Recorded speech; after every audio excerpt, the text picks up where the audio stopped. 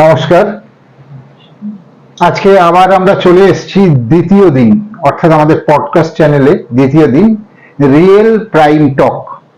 Real prime talk নিয়ে আমরা এসেছি। আমরা রিয়েল প্রাইম টকের আমাদের স্লোগান হলো ফোকাস অন ইম্প্যাক্টস, অর্থাৎ আমরা সমাজে বিভিন্ন মানুষকে এখানে নিয়ে আসছি, বিভিন্ন ডক্টরদের নিয়ে আসছি।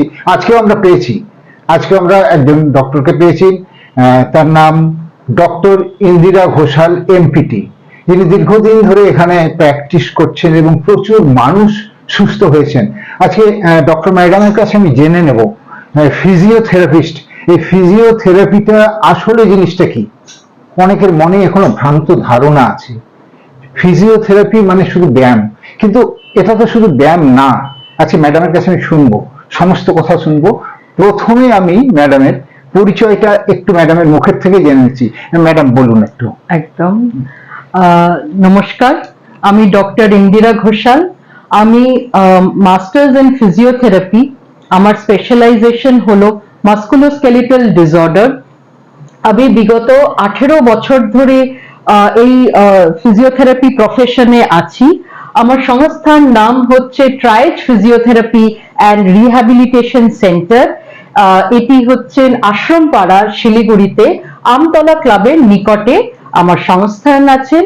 আমি একজন অভিজ্ঞ অর্গানমিস্ট অ্যান্ড ড্রাই নিডলিং থেরাপিস্ট। আর এই মুহূর্তে আমি শিলিগুড়িতে বিগত 13 বছর ধরে আমার সংস্থান সাথে আমি যুক্ত আছি। আর ফিজিওথেরাপি শিলিগুড়ির মানুষের জন্য আমি ফিজিওথেরাপি করছি। শিলিগুড়ির মানুষের জন্য উনি করছেন, শিলিগুড়ির মানুষকে সুস্থ করার জন্য। এবং আমরা শুনেছি যে ফিজিওথেরাপিতে ওনারা ওষুধ অর্থাৎ পেন কিলার এই জিনিসগুলো একদম পুরোপুরি অ্যাভয়েড করেন। ফিজিওথেরাপির মাধ্যমে একটি মানুষকে কিভাবে সুস্থ করা যায়, কিভাবে সুস্থ জীবন দেওয়া যায়, আমি ম্যাডামের কাছে আজকে শুনবো। আসলে ফিজিওথেরাপিটা কি ম্যাডাম, একটু বলুন ফিজিওথেরাপি জিনিসটা কি। ফিজিওথেরাপি আধুনিক চিকিৎসা বিজ্ঞানের একটি শাখা, যেখানে আঘাত বা অসুখ বা বয়সজনিত সমস্যার কারণে যখন শরীরের নড়াচড়ার ক্ষমতা বা শক্তি বা কর্মক্ষমতা যদি কমে যায়, সেটাকে আবার ফিরিয়ে আনা যায়। এখানে অভিজ্ঞ ফিজিওথেরাপিস্ট ম্যানুয়াল থেরাপি বা সায়েন্টিফিক মেথডে বা নানান পদ্ধতি, নানান মোডালিটিস, মেশিনের দ্বারা চিকিৎসার মাধ্যমে পেশেন্টের হিলিং আর পেন রিলিফ আর হচ্ছে রিহ্যাবিলিটেশনকে প্রমোট করে। আমি আবার ম্যাডামের কাছে জেনে নিচ্ছি ফিজিওথেরাপি কি আমি শুনলাম। ফিজিওথেরাপি নিয়ে ম্যাডাম কিভাবে পড়াশোনা করা যায় একটু আমার দর্শকদের সাথে আমি শেয়ার করব। ফিজিওথেরাপি নিয়ে যখন পড়াশোনা করার সিদ্ধান্ত, আসলে আপনাকে বহু আগে থেকে প্ল্যান করতে হবে। তার মানে হচ্ছে যখন ক্লাস 10, তখন ক্লাস 10 এর পর যখন স্ট্রিম আমাদের যখন নেওয়া হয়, তখন অবশ্যই আপনার সায়েন্স স্ট্রিম হতে হবে। সেই সায়েন্স স্ট্রিমে আপনার ফিজিক্স, কেমিস্ট্রি, বায়োলজি সাবজেক্ট অবশ্যই হতে হবে। অ্যাকর্ডিং টু NCAHP Act 2021, ফিজিওথেরাপিস্টের নিট পরীক্ষায় পাশ করার পর ফিজিওথেরাপি কলেজ ফিজিওথেরাপিস্টকে অ্যালট করা হয়। তারপর 5 বছরের পড়াশোনার পর physiotherapy bachelor of physiotherapy degree পান।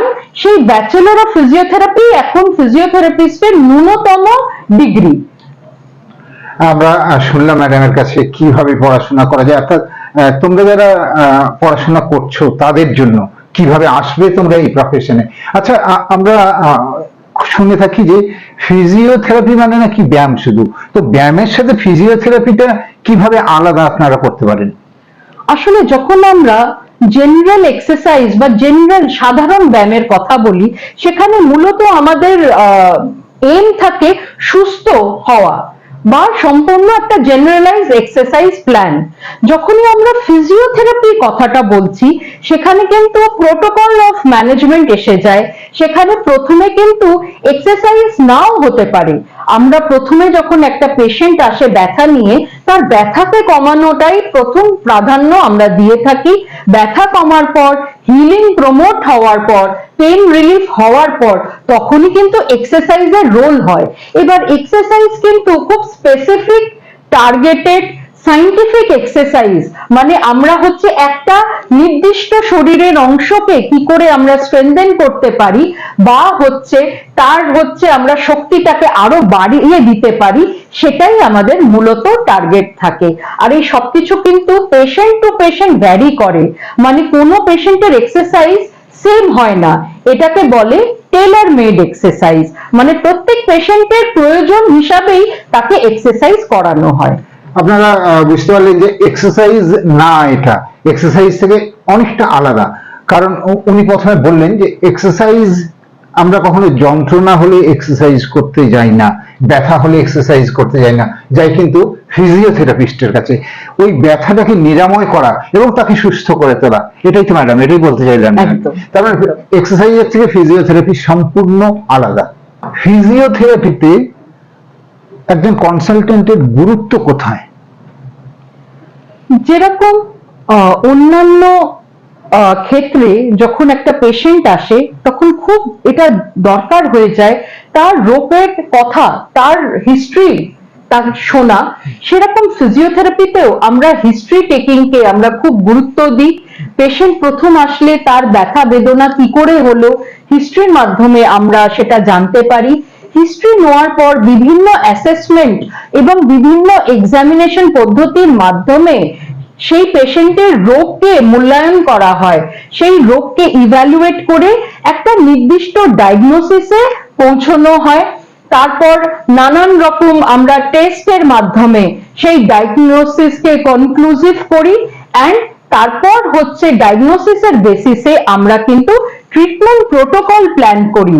তো এখানে আমাদের ফিজিওথেরাপিতে ডায়াগনোসিসের মূল্য কিন্তু অনেক বেশি। ডায়াগনোসিস, ব্যাক পেন বলে কিন্তু কোনো রোগ নেই, নি পেন বা নেক পেন বলে কিন্তু কোনো রোগ নেই।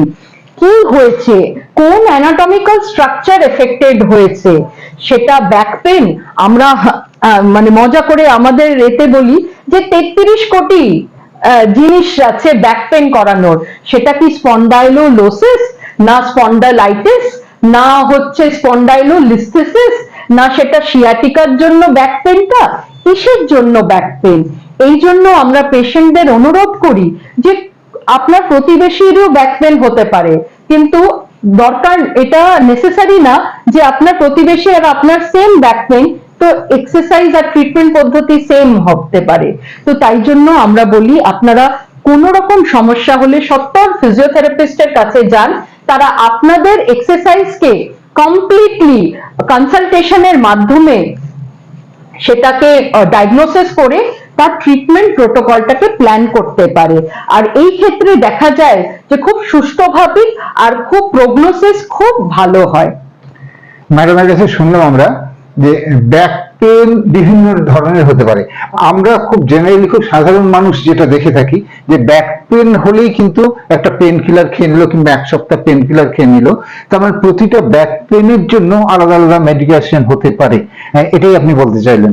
অর্থাৎ ব্যাক পেন হলেই যে একই ধরনের হবে সেটা একজন ফিজিওথেরাপিস্ট তিনি বলতে পারবেন কি ধরনের, এবং প্রপার টেস্টিং এর মাধ্যমে ওনারা ট্রিটমেন্ট করছেন এবং প্রিভিয়াস ডক্টর দেখিয়েছে কিনা তার প্রেসক্রিপশনে তো আপনারা দেখেন। অবশ্যই প্রিভিয়াস ডক্টরস, প্রিভিয়াস রিপোর্টস, আমরা সমস্ত এক্সরে এমআরআই আমরা খুঁটিয়ে দেখে আমাদের ডায়াগনোসিসকে কনক্লুসিভ করি, এন্ড তারপরেই হচ্ছে ট্রিটমেন্ট প্ল্যান কে আমরা হচ্ছে সেই অ্যাকর্ডিংলি ট্রিটমেন্ট দেওয়া হয়। আমরা ফিরে আসছি একটা ছোট্ট বিরতির পর। আপনারা সঙ্গে থাকুন, দেখতে থাকুন আমাদের real prime talk podcast channel.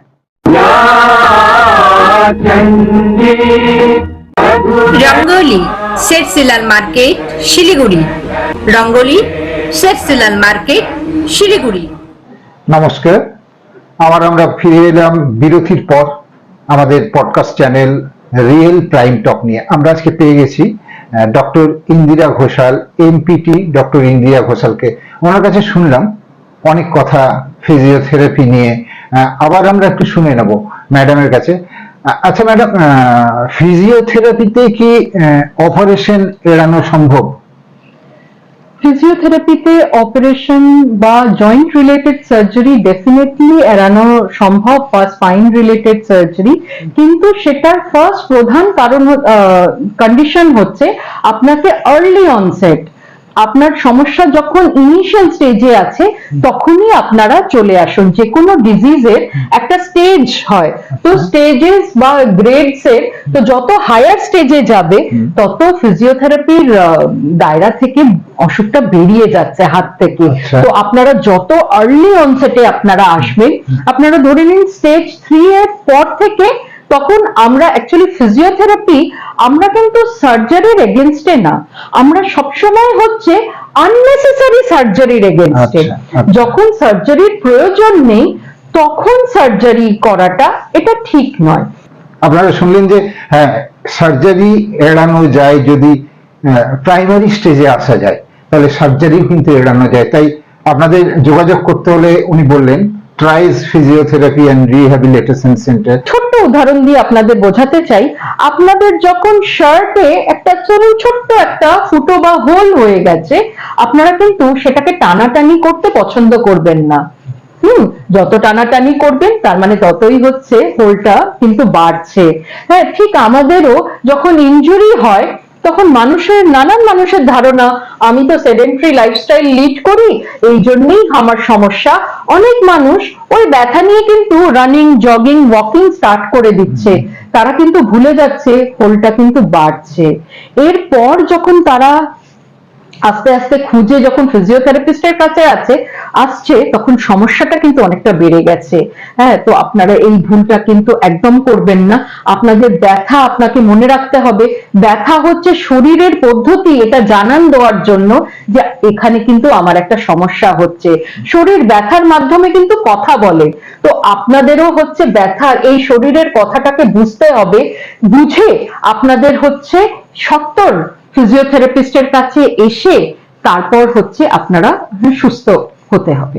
তারপর ম্যাডাম বললেন যে ব্যথা হওয়া মানে কোনো একটা সিমটমস, কিসের জন্য হচ্ছে সেই ব্যথাটা কিন্তু একজন ফিজিওথেরাপিস্ট উনি ঠিক করতে পারেন কি কি জন্য ব্যথা হচ্ছে বিভিন্ন টেস্টের মাধ্যমে, এবং সেই ব্যথাটাকে ঠিক করা সেটাই হচ্ছে ওনাদের কাজ। আর খুব ভালো স্ট্রোক বা যে কোনো প্যারালিসিস, নিউরোলজিক্যাল কন্ডিশনস এর ক্ষেত্রে, সেরিব্রাল পালসি, পার্কিনসন্স ডিজিজের ক্ষেত্রে আমরা খুব ভালো প্রগনোসিস এন্ড আউটকাম আমরা পাই।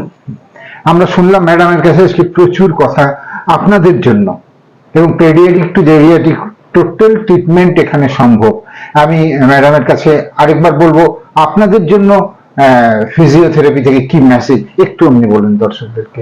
আমি বলবো যে আপনারা যদি ঘাড়ের সমস্যা হয়, আপনাদের যদি মাথা ঘুরছে যেটাকে আমরা ভার্টিগো বলি, আপনাদের যদি মনে হচ্ছে এই তো দাঁড়িয়ে আছি একটু টলে যাচ্ছি, এটাকে ব্যালেন্স ডিসঅর্ডার বলে, তাহলে সত্তর আপনারা ফিজিওথেরাপিস্টের কাছে যান। আমাদের এখানে ভার্টিগোর খুব ভালো ট্রিটমেন্ট হয়, আমাদের ব্যালেন্স এন্ড কোঅর্ডিনেশনের ওপর খুব ভালো ট্রিটমেন্ট হয়।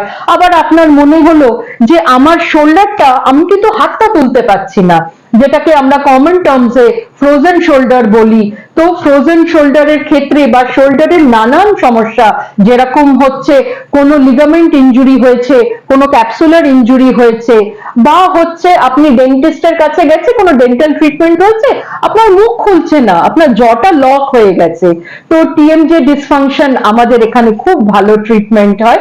আমাদের নানান আর্থারাইটিস, যেরকম হচ্ছে অস্টিও আর্থারাইটিস, রোমাটয়েড আর্থারাইটিস বা গাউট, যে কোনো আর্থারাইটিসের আর্লি অনসেটে আপনারা যদি চলে আসেন, ফিজিওথেরাপির খুব ভালো আউটকাম। আমরা স্পাইন রিলেটেড অনেক ক্রনিক অ্যান্ড অ্যাকিউট কন্ডিশন, যেরকম হচ্ছে স্টিনোসিস, যেরকম হচ্ছে পিআইভিডি মানে ডিস্ক প্রোল্যাপস, আপনার ডিস্কে লেগে গেছে, তার জন্য আপনি ঠিক করে দাঁড়াতে পাচ্ছেন না, বা পায়ের দিকে নিচের দিকে হচ্ছে রেডিয়েশন হচ্ছে, সেই সব কিছু কিন্তু ফিজিওথেরাপি। আপনার স্পাইন বেঁকে গেছে, স্কোলিওসিস, আমরা অ্যাঙ্কাইলোজিং স্পন্ডালাইটিস এর ক্ষেত্রে খুব ভালো আমাদের আউটকাম আছে, স্কোলিওসিসের ক্ষেত্রে, স্টিনোসিসের ক্ষেত্রে, বা হচ্ছে আপনার হচ্ছে অনেক, এটা আমাদের কাছে রিসেন্টলি খুব আসছে পিডিয়াট্রিক কেস, যেখানে ফ্ল্যাট ফুট মানে পায়ের পাতাটা ফ্ল্যাট, তো সেই ক্ষেত্রেও আপনারা আসুন। অনেক ভালো আজকাল আধুনিক পদ্ধতির মাধ্যমে ফিজিওথেরাপির অনেক মডালিটিস আছে, শকওয়েভ আছে, হ্যাঁ, ফিজিওথেরাপিতে হচ্ছে নানান ভাবে ম্যানিপুলেশন আছে। তো সেই সব আধুনিক পদ্ধতির মাধ্যমে, লেজার ট্রিটমেন্টের মাধ্যমে আমরা খুব সহজে, খুব তাড়াতাড়ি রোগের নির্মূল করতে পারছি। আপনাদেরকে আমার অনুরোধ যে ফিজিওথেরাপি কিন্তু drugless, physiotherapy painless and physiotherapy surgeryless treatment. ফিজিওথেরাপিকে অবশ্যই আপনারা নিজের জীবনে আপনারা হচ্ছে ফিজিওথেরাপি ট্রিটমেন্ট নিন অ্যান্ড তার হচ্ছে লাভ ওঠান। পেনলেস, সার্জারিলেস এবং ড্রাগলেস এই ট্রিটমেন্ট অর্থাৎ ফিজিওথেরাপিতেই একমাত্র সম্ভব। তাই আপনারা আসুন, আমরা শুনলাম ম্যাডামের কাছে, আবার আমরা আগামী দিন আরো কাউকে নিয়ে আসছি এই আমাদের রিয়েল প্রাইম টক এই পডকাস্ট চ্যানেলে। একটা শুধু আপনাদের কাছে অনুরোধ, আমাদের কমেন্ট বক্সে আপনারা কমেন্ট করুন এবং আপনারা একটা লাইক করুন এবং সাবস্ক্রাইব করুন। ধন্যবাদ।